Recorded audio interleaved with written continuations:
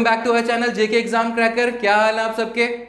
अच्छे, बढ़िया हैं। तो फिर चलिए आज स्टार्ट करते हैं अपना इंडियन पॉलिटी का नेक्स्ट लेक्चर। लास्ट लेक्चर में हमने फंडामेंटल राइट्स का ओवरव्यू लिया था। आज हम क्या करेंगे, फंडामेंटल राइट्स को थोड़ा सा डिटेल में पढ़ेंगे और देखेंगे कि एग्जाम पॉइंट ऑफ व्यू से हमारे लिए क्या इंपॉर्टेंस है टॉपिक की और हमें क्या क्या रिटेन करना है उसके अंदर। ठीक है, तो थोड़ी देर के लिए मैं आपके लिए स्क्रीन खाली छोड़ रहा हूँ। ठीक है, स्क्रीनशॉट लेंगे ताकि आप अपने नोट्स को प्रॉपर्ली प्रिपेयर कर सकें। तो ओके, प्लीज।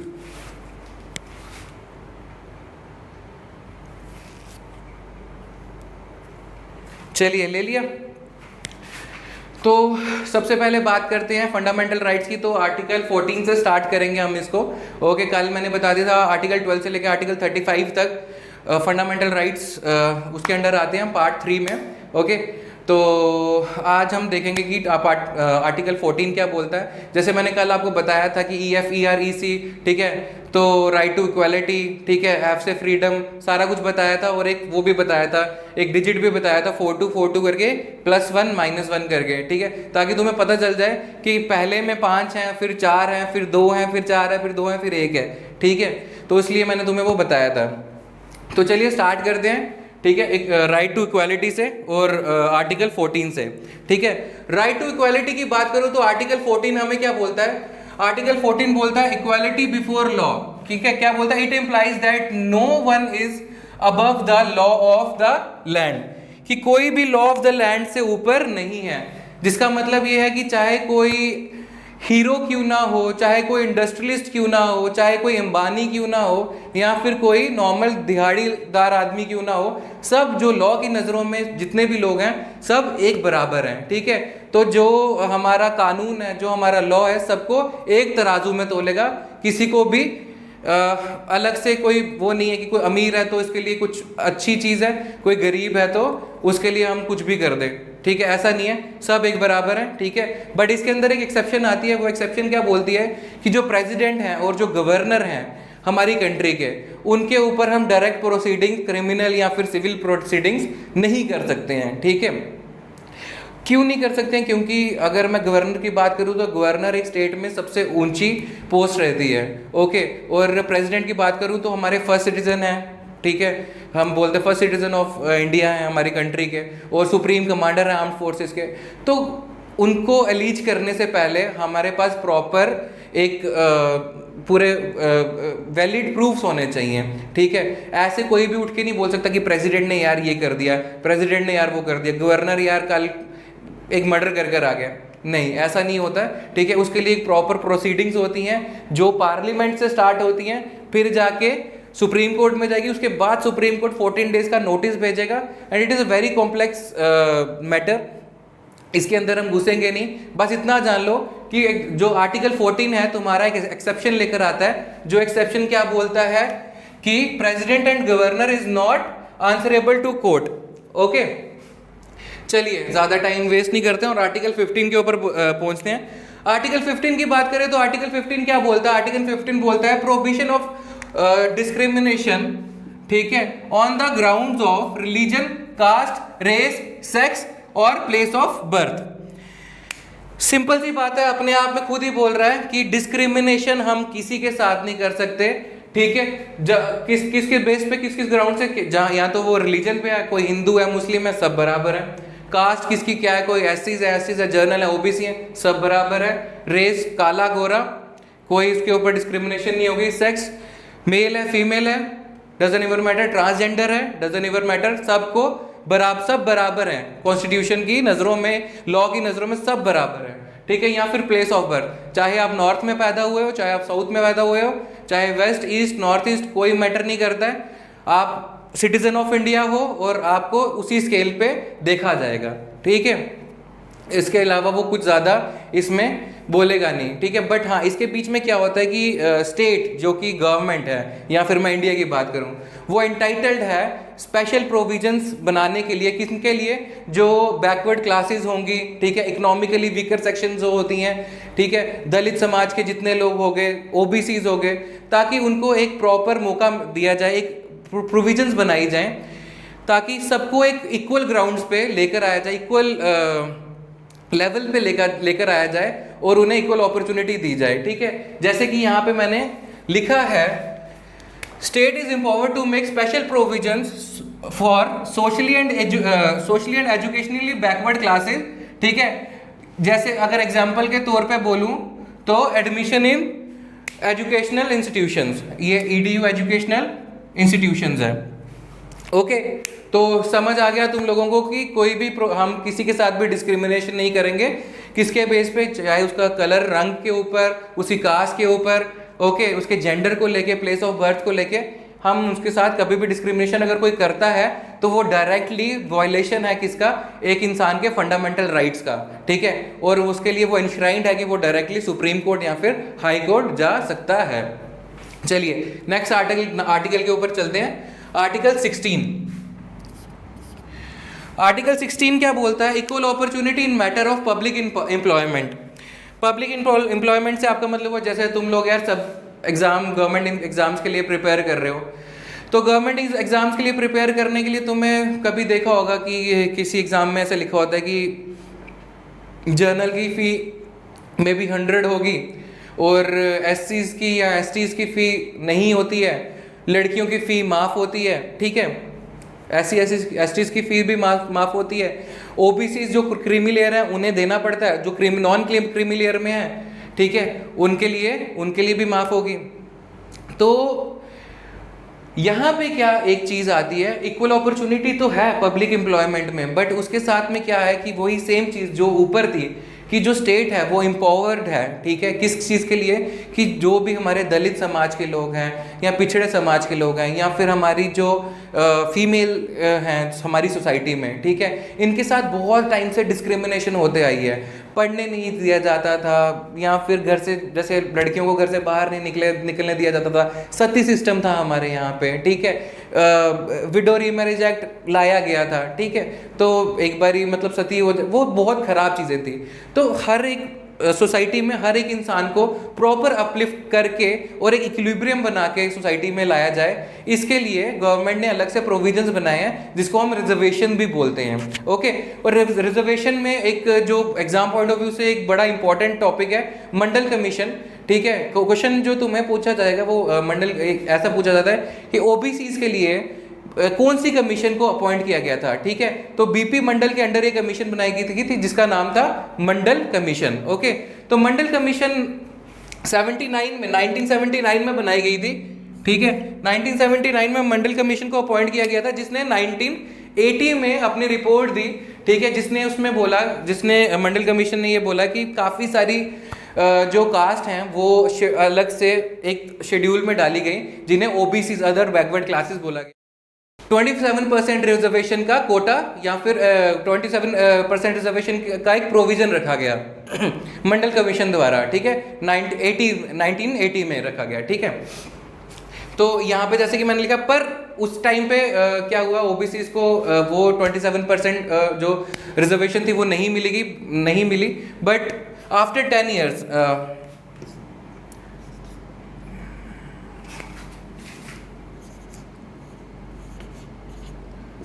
1990 की बात करूं, VP सिंह की गवर्नमेंट ने डिक्लेयर किया रिजर्वेशन फॉर OBCs, ठीक है, जो क्या था 27% था। तो ये VP सिंह की अगर बाय चांस क्वेश्चन आ जाए, इसलिए मैं बता रहा हूँ तुम लोगों को कि किसकी गवर्नमेंट में ये क्या कहते हैं ये चीज़ लाई गई थी, तो वो कौन सा था? VP सिंह की गवर्नमेंट थी, जो 10 साल बाद उन्होंने क्या किया कि OBCs को रिजर्वेशन प्रोवाइड की, okay.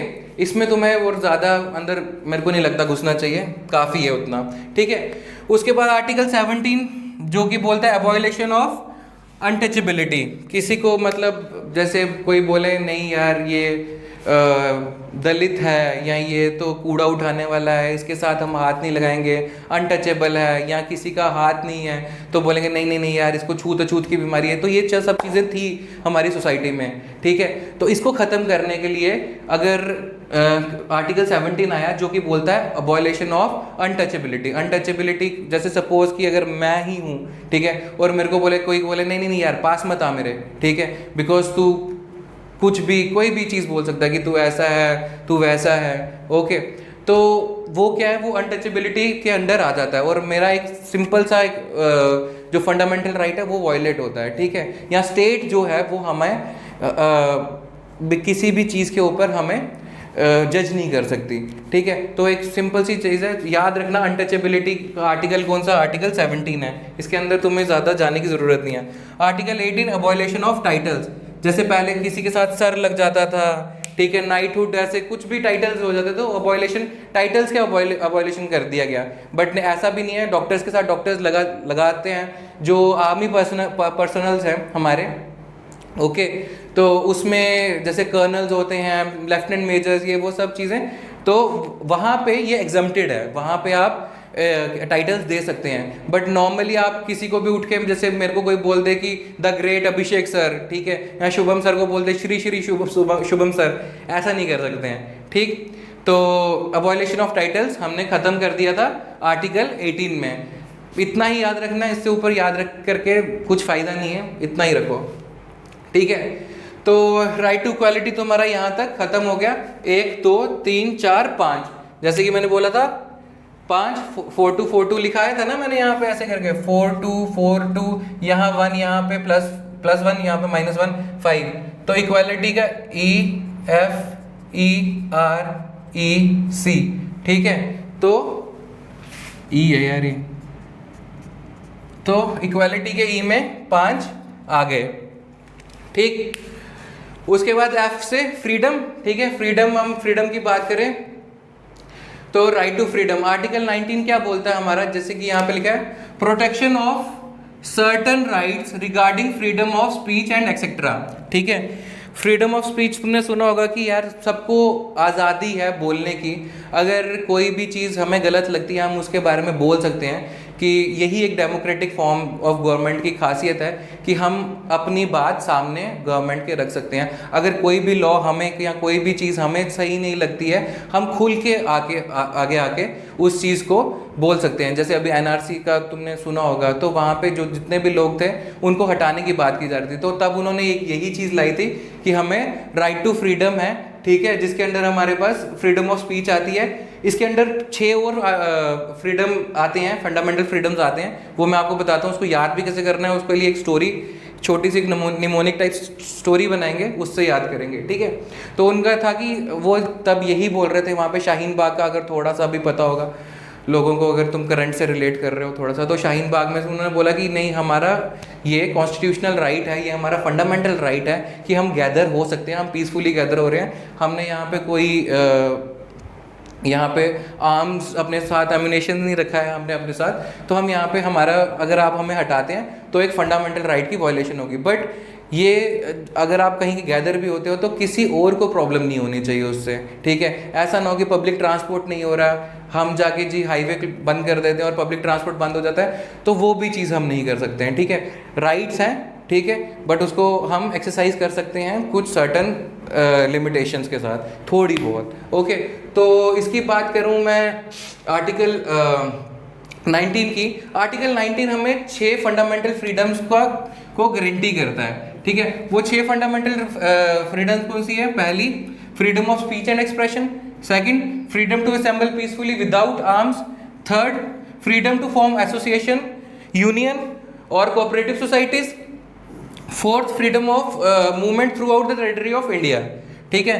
Fifth, freedom of resident and settlement in any part of India, ठीक है। Sixth, freedom of profession, occupation या ट्रेड और बिजनेस, ठीक है। अब बच्चों के लिए ये दिक्कत हो जाती है कि बोलते हैं सर ये 6 के 6 हम क्रोनोलॉजिकली कैसे याद करेंगे। तो चलिए एक एग्जाम्पल लेते हैं, ठीक है। एग्जाम्पल लेते हैं, सपोज कि कुछ महल्ले के, ठीक है, थोड़ी फनी है, ठीक है। तो सपोज कुछ महल्ले के कुत्ते हैं, ठीक है। तो अब कुत्ते भौंकते हैं तो यार हम कुछ कर नहीं सकते हैं, एग्जाम्पल दे रहा हूँ, अदरवाइज मत लेना, ठीक है। कुत्ते भौंकते हैं तो क्या है? स्पीच एंड एक्सप्रेशन, ठीक है। तो दे कैन बार्क, कोई इसमें कोई मनाही नहीं है, कुछ नहीं है, ठीक है। जब वो मतलब भौंकेंगे या बोलेंगे, ठीक है, तो क्या होगा? सारे के सारे एक साथ इकट्ठा हो जाएंगे, ठीक है। तो जब इकट्ठा होंगे तो freedom to assemble peacefully without arms.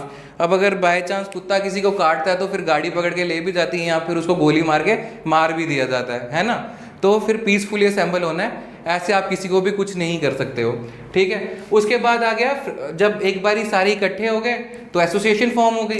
Association form होगी तो तुम्हारा तीसरा पार्ट आ गया, फ्रीडम टू फॉर्म एसोसिएशन और यूनियन और कोऑपरेटिव सोसाइटीज़। थोड़ा सा ये याद भी कर लेना, मैं तुम्हें बस याद करने के लिए, तुम्हारे दिमाग में डल जाए इसलिए ये सब चीज़ें बता रहा हूँ, ठीक है। जब एक एसोसिएशन बना ली, ठीक है जी, अब हम अपने मोहल्ले के बन गए दादा, ठीक है। अब मोहल्ले के दादा बन के अब हमें अपनी टेरिटरी तो बढ़ानी है, ठीक है। फिर वो क्या करते हैं, दूसरे मोहल्ले में जाने की कोशिश करते हैं कि अपनी टेरिटरी वहाँ तक भी बनाएं, ठीक है। तो उससे हमारा क्या हो जाएगा, freedom of movement throughout the territory of India. यहाँ से वहाँ चले के कहीं भी जा सकते हैं और कहीं पर भी जाके हम वहाँ पे सेटल हो सकते हैं। जब एक बारी मूव कर लिया तो अब सेटल भी होना है, एक जगह से दूसरी जगह चले गए। सपोज मैं आज जम्मू में रह रहा हूँ और कल को मैं दिल्ली में जाता हूँ या मुंबई में जाता हूँ तो मेरे को वहाँ पे भी घर चाहिए, ठीक है। तो मैं वहाँ पे भी सेटल हो सकता हूँ। तो freedom of resident and settlement in any part of the India, ठीक है। और जब एक बारी सेटल हो गए तो यार सेटल होने के लिए, आगे जीने के लिए काम करना भी ज़रूरी है। तो freedom of profession, occupation, trade और बिजनेस, ठीक है। तो ये करना भी हमें ज़रूरी है। तो इस तरह से तुम्हारा एक क्रोनोलॉजिकल ऑर्डर बन जाएगा जिससे तुम्हें ये चीज़ें थोड़ी सी रिटेन करने में ईज होगी कि राइट टू फ्रीडम में क्या क्या चीज़ें फॉल करती हैं, ओके। हाँ जी, तो नेक्स्ट आर्टिकल हमारा है आर्टिकल 20। आर्टिकल 20 हमें बोलता है protection in respect of conviction for offences, ठीक है। कोई भी हम ऑफेंस करते हैं तो उसके लिए हमारे को कुछ प्रोटेक्शंस दी जाती हैं इस आर्टिकल के अंडर। वो क्या प्रोटेक्शंस हैं हम वो देखने जा रहे हैं अब। सबसे पहला इसमें जो दो ही पार्ट तुम्हारे एग्जाम को लेकर अगर मैं बोलूँ तो दो ही पार्ट तुम्हें याद रखने हैं। पहला, सबसे पहला डबल जीओपार्डी। डबल जीओपार्डी का मतलब अगर मैं तुम्हें बताऊँ तो जब डबल जीओपार्डी क्या होता है कि एक ही ऑफेंस के लिए तुम्हें दो बार किसी भी इंसान को, कोई भी अगर क्राइम करता है तो एक ही इंसान को एक क्राइम के लिए दो सजा नहीं दे सकते हैं। हम ऐसा नहीं कर सकते कि अगर किसी इंसान ने चोरी की है तो उसको जेल में डाल देंगे, ओके, और उसके साथ में उसको जैसे ही वो बाहर निकले उसको बोले हम तुझे वापस से उम्र कैद करने लगे हम, ठीक है। या फिर मैं तुम्हें एक सिंपल एग्जांपल दूं तो सब बच्चे जितने भी हैं बाइक, स्कूटीज वगैरह सब चलाते हैं, ठीक है। तो अब क्या होता है जब तुम कभी विदाउट हेलमेट बाहर जाते हो तो पुलिस पकड़ लेती है, ठीक है। उसके लिए तुम्हें चालान कर दिया। अब चालान क्या होता है, अगर तुम्हें विदाउट हेलमेट का चालान हो और सपोज चालान की डेट 10 दिन बाद की है जो तुम्हें कोर्ट में जाके भरना है, ठीक है।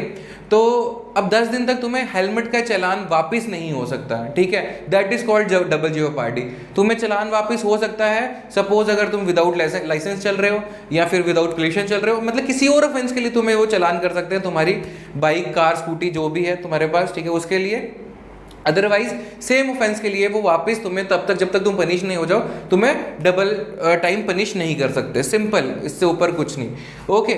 और दूसरा, no person shall be compelled to be a witness against himself. अब सपोज कि किसी एक इंसान ने, मिस्टर एक्स ने चोरी की, ठीक है।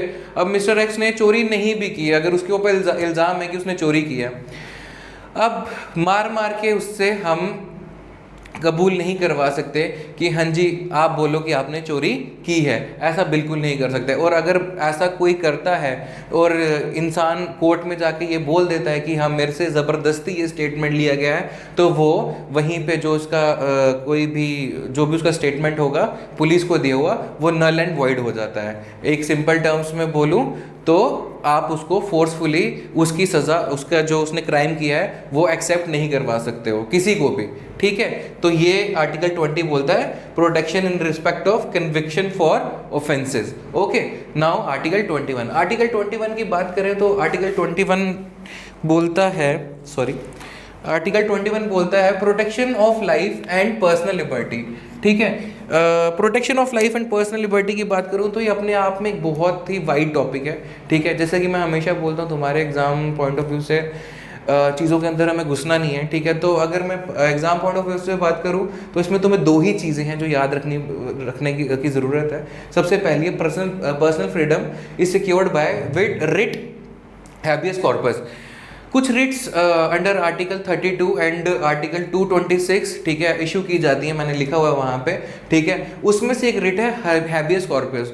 जब रिट्स पढ़ेंगे तो उसमें अलग से मैं समझाऊंगा कि हैबियस कॉर्पस होता क्या है, बट अभी फिलहाल के लिए याद रख लो, हैबियस कॉर्पस का एक अलग से नाम होता है टू हैव द बॉडी, ठीक है। तो एक रिट इशू की जा सकती है अगर हमारा ये आर्टिकल वायलेट होता है, अगर प्रोटेक्शन, हमारी लाइफ को कोई खतरा है या फिर हमारी पर्सनल लिबर्टी को कोई खतरा है, ठीक है, तो एक रिट इशू की जाएगी अंडर आर्टिकल 32 सुप्रीम कोर्ट द्वारा और अंडर आर्टिकल 226 हाई कोर्ट द्वारा, ठीक है। तो दो तरीके की रिट्स हमें जारी हो सकती हैं in case of violation of article 21, ठीक है। तो उस रिट का नाम क्या है? Habeas corpus. ये एक चीज़ है जो तुम्हें याद रखनी है, इसको याद रखना कि अंडर आर्टिकल 21 वायलेशन कौन से रेट हम इशू होती है, ओके।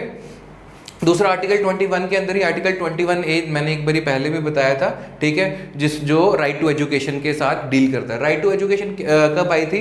2002 में आई थी, 86th अमेंडमेंट, याद रखना, ये बहुत इंपॉर्टेंट है, ठीक है। 86th अमेंडमेंट के अंदर आई थी 2002। और राइट टू एजुकेशन क्या बोलता है कि हर बच्चे का ये राइट है अंडर जो 6 साल से लेके, ठीक है, 14 ईयर्स तक जो है, 6 to 14 ईयर्स, ठीक है, कि उन्हें फ्री और कंपलसरी एजुकेशन मिले, ठीक है। अगर कोई बच्चा चाहता है और वो एक गवर्नमेंट बॉन्ड स्कूल में जाता है जहाँ पे वो पढ़ना चाहता है, तो उसको पढ़ाई से कोई भी मतलब दूर नहीं कर सकता, ठीक है। ये उसका एक कॉन्स्टिट्यूशनल राइट है, या मैं बोलूँ एक फंडामेंटल राइट है, ओके। उसके बाद नेक्स्ट आते हैं आर्टिकल 22 के ऊपर, protection against arrest and detention in certain cases, ठीक है। Protection against arrest and detention in certain cases. अब इसके अंदर जैसे कि मैंने लिखा है, पहले ये पढ़ेंगे, no person shall be detained, ठीक है, who without being informed on the grounds for arrest, ठीक है। कोई भी किसी भी इंसान को हम इस ऐसे ही डिटेन नहीं कर सकते कि चलो जी अच्छा आ रहे हो, उठाया और ले गए, ठीक है। उसको पहले बताना पड़ेगा कि आप किस ग्राउंड के ऊपर ऐसी क्या चीज़ें हैं, ऐसा आपने कौन सा ऑफेंस कर दिया जिस वजह से हम आपको अरेस्ट करने जा रहे हैं, ठीक है। एक पहला ये। दूसरा ये, body shall be produced before the nearest magistrate within 24 hour. Body से यहाँ मेरा मतलब क्या है, ठीक है, जो भी इंसान अरेस्ट हुआ होगा, ठीक है, तो वो कंपलसरी है कि उसको जो पुलिस है या जहाँ भी वो अरेस्ट हुआ है, ठीक है, तो वो नियरेस्ट मैजिस्ट्रेट के सामने उसको पेश करें 24 घंटे के अंदर अंदर। और अगर वो ऐसा नहीं करते हैं तो उसका वो आर्टिकल 22 वायलेट होता है, ओके। और इसके बीच में प्रिवेंटिव डिटेंशन एक पॉइंट आता है। प्रिवेंटिव डिटेंशन क्या होता है कि डिटेन करना किसी भी इंसान को ट्रायल के बिना अब क्या होता है, अब उस पर एक तो समझ लो, जैसे वापस एक एग्जांपल लेते हैं, मिस्टर एक्स है, मिस्टर एक्स ने अभी कोई ऑफेंस किया नहीं है, बट एजेंसीज को शक है कि वो कोई भी ऐसा क्राइम कर सकता है, तो वो क्या करेंगे, उसको प्रिवेंटिव डिटेंशन के अंदर रख देंगे। एक तरह से आपने नाम सुना होगा हाउस अरेस्ट, है ना, तो उसको प्रिवेंटिव डिटेंशन के अंडर रख लेते हैं वो, ठीक है। बट ये प्रिवेंटिव डिटेंशन भी जो है वो 3 महीने से ज़्यादा नहीं हो सकती है। और अगर उसको 3 महीने से ज़्यादा प्रिवेंटिव डिटेंशन में रखना है तो एजेंसीज को अपनी रिपोर्ट देनी पड़ेगी उसके ऊपर, ताकि ये फर्दर हम इसको एक्सटेंड कर सकें, ठीक है। तो यहाँ तक हमने आर्टिकल 22 तक पढ़ लिया है। अभी नेक्स्ट मैं बोर्ड क्लियर करता हूँ और हम आगे आर्टिकल 23 से लेके 32 तक डिस्कस कर। हाँ जी, तो नेक्स्ट हमने अभी आर्टिकल पढ़ लिए थे, ठीक है। तो नेक्स्ट आर्टिकल हमारा आ गया आर्टिकल 23, ठीक है। आर्टिकल 23 अब जो हमने डिस्कस करने थे आर्टिकल मेनली वो हमने कर लिए। अब इनको सिर्फ हम एक गो थ्रू करेंगे कि आर्टिकल ये जो आगे 23 से 32 तक कुछ हैं इसमें इंपॉर्टेंट भी हैं, ठीक है, बट हम इसको सिर्फ गो थ्रू करेंगे कि क्या क्या इसमें आर्टिकल कहते हैं, ठीक है। आर्टिकल 23 की बात करूँ तो आर्टिकल 23 बोलता है prohibition of traffic in human beings and force labour, ठीक है, कि ट्रैफिकिंग ऑफ ह्यूमन बींग्स, सबको पता होगा ट्रैफिकिंग ऑफ ह्यूमन बींग्स क्या होता है, ठीक है, कि किसी को भी उठा के, ठीक है, उसको कहीं पे भी किसी भी काम के लिए फोर्स कर देना या फिर उनके ऑर्गन्स को बेच देना या कुछ भी कर देना, ठीक है। तो ऐसा हम नहीं कर सकते हैं, ठीक है। एक तरह से जानवरों जैसा बर्ताव इंसानों के साथ करना, तो ये हम कहीं नहीं कर सकते। अगर ऐसा किसी के साथ भी होता है इंडिया में तो उसका फंडामेंटल राइट वायलेशन बोलेंगे, ठीक है। तो यहाँ पे ये चीज़ आ जाती है। और उसके बाद आपका आ जाता है आर्टिकल 24। आर्टिकल 24 कहता है prohibition of employment of child in factory, ठीक है, चिल्ड्रन इन फैक्ट्री, एक तरह से चाइल्ड लेबर को ये रोकता है, ठीक है। और गवर्नमेंट बोलती है कि 14 साल से नीचे के बच्चों को हम काम नहीं करवा सकते। अगर हम ऐसा करते हैं तो उसके लिए मैक्सिमम जो सज़ा है वो है 2 साल की जेल और 50,000 रुपये फाइन, ठीक है। तो ये एक बहुत सीरियस ऑफेंस है, ठीक है। अगर कोई ऐसा करता है, अगर बच्चे से काम कराता है जो कि 14 ईयर्स से कम है, ठीक है, तो उसको जेल भी जाना पड़ सकता है। हाँ, बट अगर अपना फैमिली बिजनेस है और एक बच्चा अपना फैमिली बिजनेस बीच में कहीं देख रहा है या संभाल रहे हैं, उसके कुछ अकाउंट्स मेंटेन कर रहा है, कुछ भी काम कर रहा है उसमें, तो वो इस चीज़ के अंडर नहीं आएगा। ओके, नेक्स्ट आ जाते हैं freedom of religion. Freedom of religion की बात करूं तो आर्टिकल 25 इसमें आता है। आर्टिकल 25 क्या कहता है? Freedom of conscience and free profession, practice and propagation of religion. ज़्यादा अंदर मत घुसो, इसके कोई ज़्यादा इंपॉर्टेंस नहीं रखता है, याद कर लेना। बड़ी हद तक ये चीज़ पूछेगा और आर्टिकल पूछ लेगा, इससे ऊपर मेरे को नहीं लगता कि तुम्हें कुछ इसके अंडर आएगा। आर्टिकल 26 की बात करूँ मैं, ठीक है, तो आर्टिकल सॉरी मैंने यार तुम्हें इसका स्क्रीनशॉट नहीं लेने दिया, एक बार ले लो यार।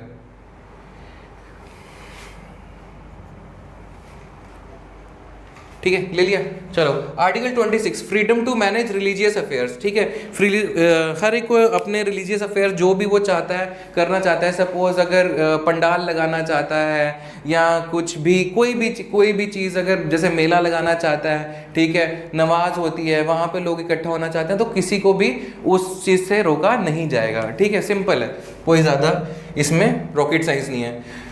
ओके, तो आर्टिकल 27 कहता है freedom as to the payment of taxes for promotion of any particular religion, ठीक है। तो अगर किसी भी रिलीजन को प्रमोट करने के लिए कोई कुछ पैसा देता है तो वो टैक्स फ्री रहता है, ठीक है। कोई इसमें ज़्यादा मत घुसो, बस इतना याद रखो, नाम याद रखो और उसके बाद उसका आर्टिकल याद रखो, ठीक है। कुछ थोड़ा बहुत इसको 5-6 बार रीड करोगे या 8-10 दिन लगातार 2-3 बार रीड करोगे, तुम्हारे दिमाग में छप जाएंगे आराम से, मैं गारंटी देता हूँ, ये करके देख लेना। ओके, 28 क्या बोलता है? Freedom to attendance at religious instruction और religious worship in certain education institution.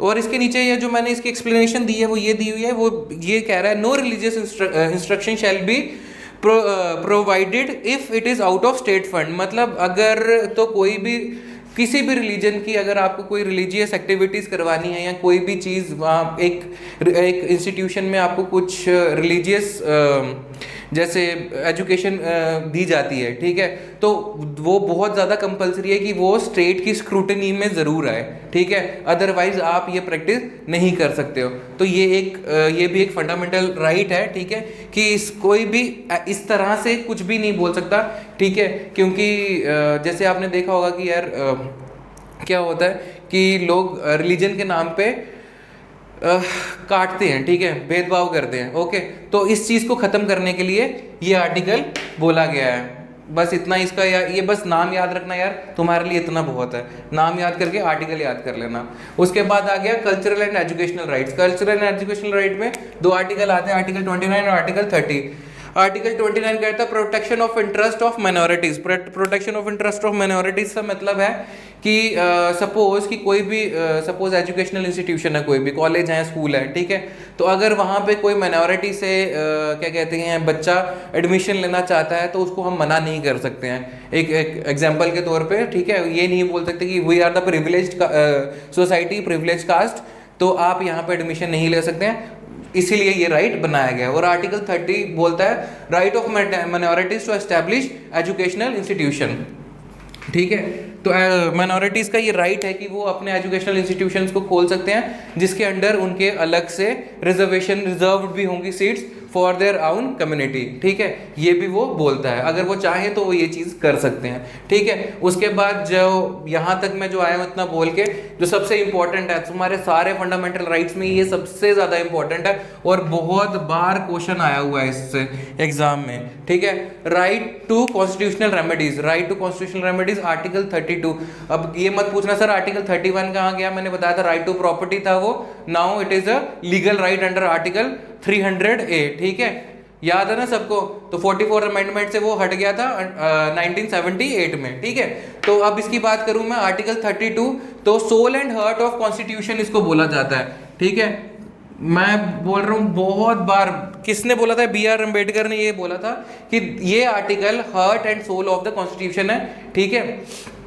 तो ये क्वेश्चन बहुत बार पूछा जाता है कि soul and heart of the constitution किस आर्टिकल को बोला जाता है? तो इस आर्टिकल को बोला जाता है। और इस आर्टिकल, ये आर्टिकल क्यों इतना इंपॉर्टेंट है? क्योंकि कोई भी आपका जो जितने भी पीछे आर्टिकल्स आपने पढ़े हैं, जितने भी फंडामेंटल राइट्स आपने पढ़े हैं, अगर वो वायलेट होते हैं, ठीक है, तो उसके सिर्फ अगर आपको उसमें सुप्रीम कोर्ट या हाई कोर्ट जाना है और वो वायलेट हो रहे हैं, अगर उसके लिए आपको जस्टिस चाहिए, तो उस जस्टिस कौन दिलवाएगा? ये वाला आर्टिकल। क्यों? क्योंकि ये इंपावर करता है सुप्रीम कोर्ट को अंडर आर्टिकल 32, ठीक है, मैंने पीछे भी अभी बताया, और हाई कोर्ट को under article 226 to issue writs. वो रिट्स कौन सी होती हैं? नेक्स्ट क्लास में हम पढ़ेंगे कि क्या क्या किस तरह की रिट्स होती हैं, ठीक है। तो वो रिट्स इश्यू कर सकते हैं, ठीक है, गवर्नमेंट अथॉरिटीज को या फिर इंडिविजुअल्स को, कि ये काम क्यों हुआ, कि किसी एक इंडिविजुअल का या किसी एक सेक्ट का, किसी एक ग्रुप का फंडामेंटल राइट क्यों वायलेट हुआ, ठीक है। इसके साथ फंडामेंटल राइट्स आपके खत्म हो गए हैं यहीं पे, ठीक है। इसमें एक नोट है ये, ठीक है, बाय 44th अमेंडमेंट 1978, इसमें क्या किया था? ये बोला गया था, सपोज इमरजेंसी में, जब इमरजेंसी होती है अंडर आर्टिकल 352 लिखा हुआ है यहाँ पे मैंने, अंडर आर्टिकल 352 अगर नेशनल इमरजेंसी लग जाती है, आर्टिकल 352 मतलब नेशनल इमरजेंसी, अगर नेशनल इमरजेंसी लगती है तो उसमें हमारे जितने भी फंडामेंटल राइट्स होते हैं वो सारे के सारे सस्पेंड हो जाते हैं। पर आर्टिकल 20 और आर्टिकल 21 याद रखना, बहुत इंपॉर्टेंट है, बहुत ज्यादा इंपॉर्टेंट है। आर्टिकल 21 और आर्टिकल 20, ये दो ही ऐसे आर्टिकल्स हैं जो किसी भी सर्कमस्टांस में हमारे सस्पेंड नहीं हो सकते, ठीक है। ये इसको हम सस्पेंड नहीं कर सकते, अदरवाइज बाकी जितने भी तुम्हारे आर्टिकल्स होंगे ना, वो सारे के सारे सस्पेंड हो जाते हैं, ठीक है। आर्टिकल 20 और आर्टिकल 21 याद रखना, बहुत इंपॉर्टेंट है। इसके साथ तुम्हारे फंडामेंटल राइट्स पूरे के पूरे खत्म हो गए, ठीक है। इसको एक ओवरव्यू ले लेना, और अगर कुछ भी तुम्हें लगता है कि कम ज्यादा हुआ है पूरे लेक्चर में, तो मुझे बता देना कि सर ये चीज़ एक्सप्लेन कर दूं, या कोई भी चीज़ तुम्हें लगता है कि हमें ज़्यादा चाहिए या कुछ भी चाहिए, तो वो मेरे से पूछ लेना कमेंट सेक्शन में, ठीक है। तो पढ़ते रहो, अच्छे से तैयारी करते रहो, ठीक है। नेक्स्ट क्लास में मिलते हैं जल्दी, ओके।